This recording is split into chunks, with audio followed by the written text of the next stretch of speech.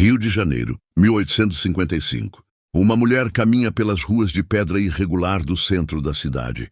Seus passos são medidos, silenciosos. Ela carrega uma trouxa pequena nos braços, roupas simples, poucos pertences. Seu nome é Quitéria, e ela acabou de ser contratada. Mas o que ninguém sabia é que Quitéria não estava ali apenas para servir. Ela estava ali para matar. Quitéria tinha cerca de 25 anos quando começou. Pele escura marcada pelo sol inclemente do trabalho nas fazendas. Mãos calejadas, mas habilidosas. Olhos profundos.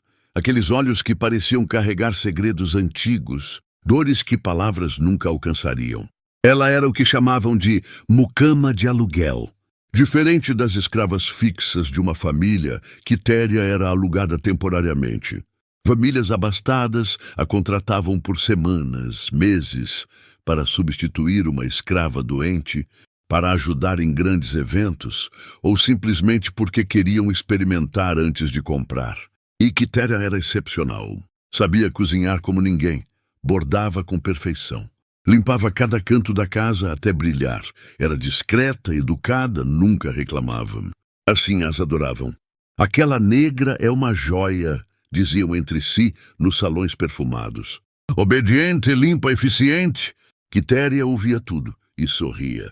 Um sorriso que nunca chegava aos olhos, porque por trás daquele semblante sereno havia uma fúria contida. Uma dor que fervia devagar, como água num caldeirão esquecido ao fogo. Quitéria não nasceu com ódio no coração. Ela nasceu numa fazenda no interior do Rio de Janeiro. Filha de mãe escrava, pai desconhecido, talvez o próprio senhor, talvez algum feitor, talvez apenas mais um homem que tomou o que quis e desapareceu. Quitéria cresceu vendo sua mãe ser espancada por erros mínimos. Viu sua irmã mais nova ser vendida aos 8 anos de idade. Nunca mais a viu. Viu sinhás rirem enquanto escravas sangravam. Viu o mundo em toda a sua crueldade e entendeu algo que a maioria das pessoas nunca entende. Que a bondade naquele mundo era uma ilusão. Que justiça não viria. Que se ela quisesse algum equilíbrio, teria que criá-lo com as próprias mãos. A primeira casa onde Quitéria trabalhou como mucama de aluguel foi a da família Albuquerque. Um sobrado colonial no Catete, paredes brancas, janelas altas, móveis importados da Europa. Tudo brilhava com o suor de escravos que nunca descansavam. A sinhá era Dona Amélia Albuquerque, uma mulher de 40 anos, rosto envelhecido pela amargura, voz estridente como vidro quebrando. Quitéria foi apresentada a ela numa manhã de janeiro. Você vai dormir na senzala dos fundos, disse Dona Amélia, sem sequer olhar para Quitéria. Acorda às 5. Prepara meu café às 6. Se queimar o pão, apanha. Se sujar meu vestido, apanha. Se eu te ouvir respirar alto demais, apanha. Quitéria abaixou a cabeça. Sim, sinhá. Mas naquela noite, sozinha na senzala fria e úmida, Quitéria abriu sua trouxa e de dentro dela tirou um pequeno frasco de vidro. Dentro dele, um pó branco fino. Arsênico. Quitéria tinha aprendido sobre venenos anos antes. Numa das fazendas onde trabalhou, havia um velho escravo chamado Joaquim. Ele conhecia ervas, raízes, substâncias, curava feridas, espantava febres, mas também sabia matar. Joaquim ensinou Quitéria em segredo. O arsênico, ele disse numa noite sem lua, é o veneno dos pacientes. Parece febre, parece doença. Ninguém desconfia. E Quitéria nunca esqueceu. Todas as manhãs, Quitéria preparava o café de Dona Amélia.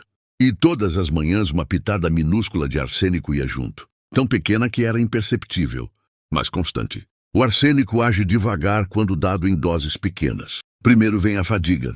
Depois, dores abdominais leves, náuseas ocasionais. A pessoa pensa que está apenas cansada ou que comeu algo estragado. Depois vem a fraqueza muscular, confusão mental, pele pálida, cabelos que começam a cair. E então a morte, que parece natural. Especialmente em 1855, quando diagnósticos médicos eram rudimentares e a morte era companheira constante. Dona Amélia começou a definhar 3 semanas depois que Quitéria chegou. Estou tão cansada, ela dizia apoiada em almofadas de seda. Deve ser o calor. O médico foi chamado, examinou, fez sangrias, receitou tônicos inúteis. Quitéria continuava preparando o café todas as manhãs. E Quitéria observava. Ela via Dona Amélia definhar e sentia algo crescer dentro de si. Não era prazer, não exatamente.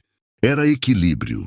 Como se cada respiração difícil de Dona Amélia compensasse uma chicotada que sua mãe levou. Como se cada gemido de dor equilibrasse um grito de criança sendo arrancada dos braços da mãe.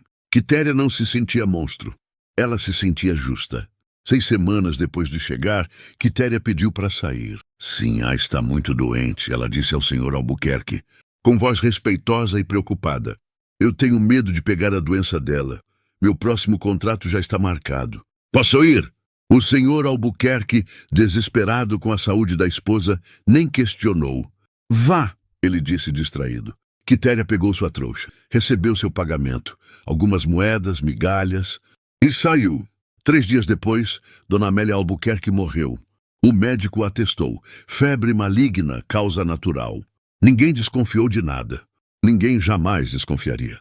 Se essa história está mexendo com você, se você sente que precisa saber o que aconteceu, se inscreva no canal, porque o que vem a seguir vai te deixar sem palavras. Os anos passaram como folhas caindo no outono. 1856, 1857, 1860, 1865.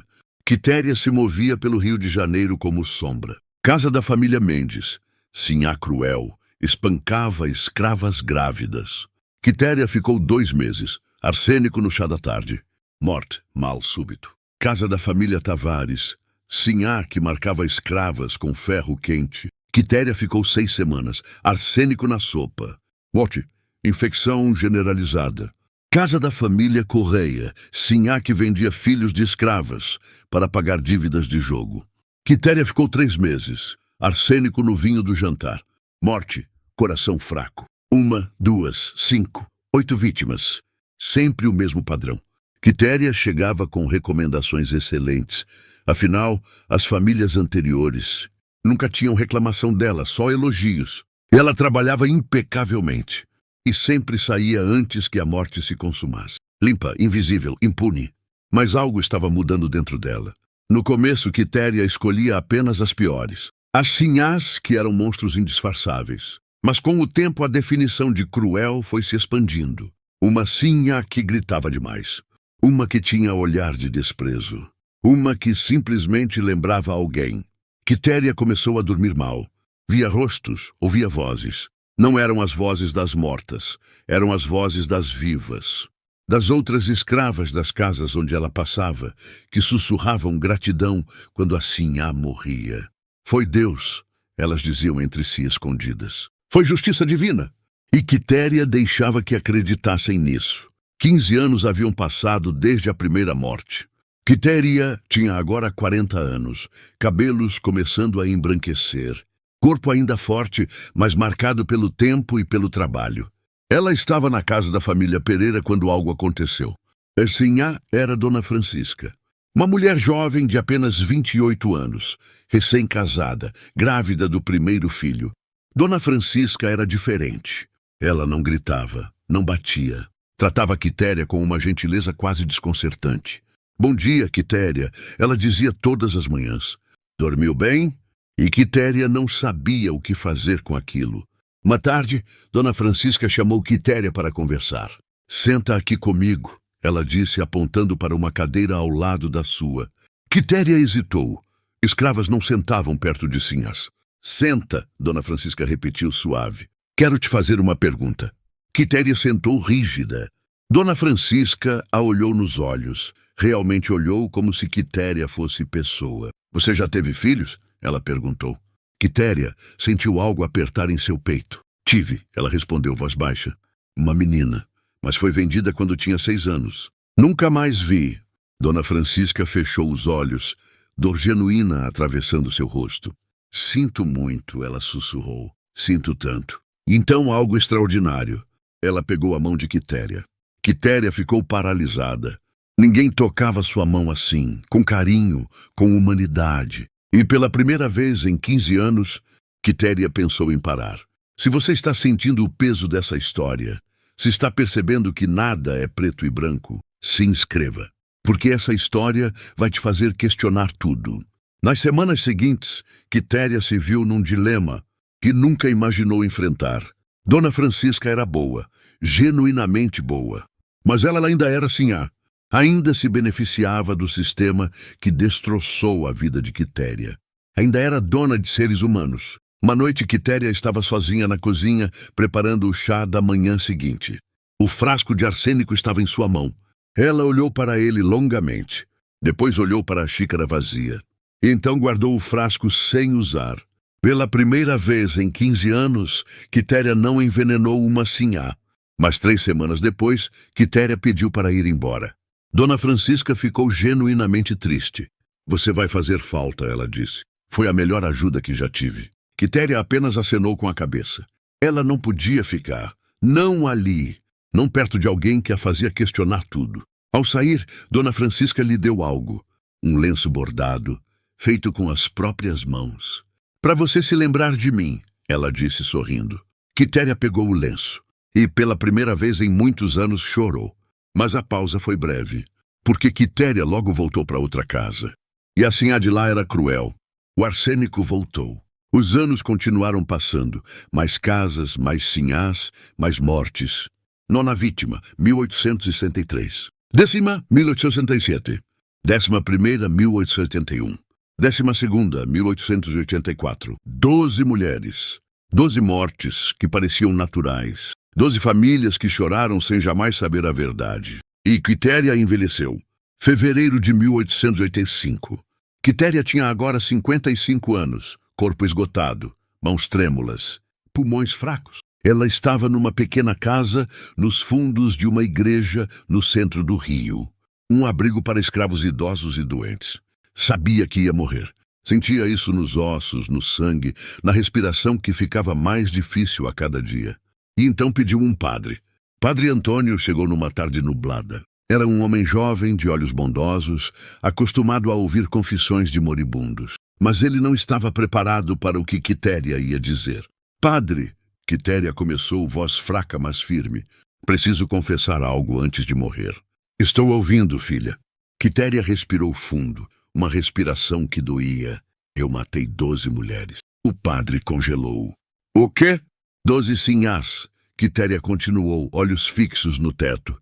Em 30 anos, envenenei todas. Devagar. Ninguém nunca soube. E então Quitéria contou tudo. Nome por nome, casa por casa, método, motivo. Falou por quase 2 horas, voz falhando, mas nunca parando. Padre Antônio ouviu em silêncio, rosto cada vez mais pálido. Quando Quitéria terminou, ele ficou mudo por longos minutos. Você entende? Ele finalmente disse, voz tremendo. Que isso é assassinato? Quitéria virou a cabeça para olhá-lo. Eu sei o que é, padre. Mas por quê? Por que me contar? Por que agora? Quitéria fechou os olhos.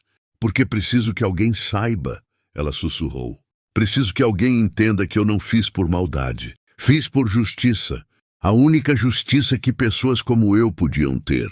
O padre abriu a boca para responder, mas não conseguiu. Que palavras existiam para aquilo? 3 dias depois, Quitéria morreu. Sozinha, em paz, com os olhos fechados e um pequeno sorriso nos lábios, como se finalmente estivesse livre. Essa história ainda não acabou. E o que vem agora é ainda mais perturbador. Fique comigo e se inscreva para acompanhar até o final. Padre Antônio ficou dias sem dormir após a confissão. Ele sabia que, sob segredo de confissão, não deveria contar nada. Mas 12 assassinatos, 12 famílias que mereciam saber, 12 mortes que não foram vingadas. Depois de uma semana em agonia moral, ele decidiu. Contou às autoridades. A polícia do Rio de Janeiro começou uma investigação sem precedentes. Foram atrás de registros, contratos de aluguel de escravas, certidões de óbito, e descobriram algo assustador. Todas as 12 mortes tinham Quitéria em comum. Em todas as casas, Quitéria estava presente nas semanas anteriores à morte. Em todas ela saiu pouco antes da sinhá falecer. Em todas, a causa da morte foi mal súbito, febre, fraqueza generalizada, sintomas de envenenamento por arsênico. A notícia se espalhou pelo Rio de Janeiro como fogo em palha seca. Jornais publicaram manchetes escandalosas. Mucama assassina mata 12 sinhás. O monstro que servia chá. A envenenadora invisível. Mas algo inesperado aconteceu. A sociedade se dividiu. As famílias das vítimas exigiram justiça. Ela precisa pagar, gritavam. Não importa que esteja morta. Mas entre a população escrava e liberta, Quitéria se tornou outra coisa. Uma heroína, uma vingadora, uma santa. Nas senzalas, nas rodas de conversa escondidas, escravos sussurravam o nome dela com reverência. Quitéria fez o que ninguém teve coragem de fazer. Ela devolveu a dor. Ela nos vingou. E as autoridades não sabiam o que fazer. Pressionadas pelas famílias das vítimas, as autoridades tomaram uma decisão, que hoje parece saída de um pesadelo. Decidiram julgar Quitéria, mesmo morta. Em junho de 1885, o corpo de Quitéria foi exumado. Um caixão simples, madeira barata, corpo já em decomposição. Levaram o cadáver para um tribunal improvisado. O que aconteceu naquele dia foi uma das cenas mais macabras da história do Rio de Janeiro. O corpo de Quitéria foi colocado numa cadeira, literalmente sentado, segurado por cordas. Um juiz presidiu. Testemunhas foram chamadas. Famílias das vítimas acusaram. E o cadáver não respondeu. Porque mortos não falam. Mortos não se defendem. Mas o julgamento continuou mesmo assim. Após 3 horas de julgamento, o juiz proferiu a sentença. Quitéria, escrava alforriada, é considerada culpada de 12 homicídios premeditados. A punição, o corpo seria queimado publicamente, para purificar a alma assassina e servir de exemplo. Numa manhã cinzenta de julho, levaram o corpo de Quitéria para uma praça pública. Montaram uma pira de madeira. Centenas de pessoas se reuniram para assistir. Algumas gritavam insultos ao cadáver. Outras choravam. Outras apenas observavam mudas. Colocaram o corpo na pira e atearam fogo. As chamas subiram rápido, consumindo madeira e carne. Fumaça negra subiu ao céu cinzento do Rio de Janeiro. E enquanto o corpo de Quitéria virava cinzas, algo estranho aconteceu. Entre a multidão, escravos e libertos começaram a cantar. Baixinho no começo, depois mais alto. Uma canção antiga, africana, que falava de ancestrais, de justiça, de descanso para os que lutaram. As autoridades tentaram calá-los, mas o canto só cresceu, até que a praça inteira ressoava com aquela melodia triste e poderosa. Um canto de despedida, ou talvez de celebração. Os anos passaram. A escravidão foi abolida em 1888, 3 anos após a morte de Quitéria. Seu nome foi sendo esquecido pela história oficial. Nenhum monumento, nenhuma placa, nenhum registro nos livros de história. Mas nas comunidades afro-brasileiras, especialmente no Rio de Janeiro, o nome Quitéria nunca morreu. Até hoje, em rodas de conversa, em histórias contadas de avós para netos, o nome dela ressurge. Algumas pessoas a chamam de assassina fria, outras de heroína vingadora. E talvez ela tenha sido as duas coisas, porque a história raramente é simples, e pessoas quebradas por um sistema brutal raramente agem de forma simples. Quitéria matou 12 mulheres em 30 anos. Isso é um fato. Mas também é fato que ela viveu numa sociedade que matava centenas de milhares de pessoas só por existirem, que arrancava filhos de mães, que marcava corpos com ferro quente, que tratava seres humanos como objetos. Então a pergunta fica: quando não há justiça, quando não há lei que te proteja, quando até Deus parece ter virado as costas, o que sobra? Quitéria escolheu vingança. Não foi bonito, não foi heróico, não foi justo, mas foi humano, terrivelmente, dolorosamente humano. E talvez seja isso que mais assusta nessa história. Não que ela tenha sido um monstro, mas que qualquer um de nós, nas mesmas circunstâncias, poderia ter se tornado ela. Essa foi a história de Quitéria, a mucama que ninguém suspeitou. Uma história de dor, vingança e a linha tênue entre justiça e assassinato. Se essa história te tocou, se te fez pensar, se te fez sentir, se inscreva no canal. Porque aqui não contamos só histórias, contamos verdades esquecidas. E a próxima pode ser ainda mais impactante.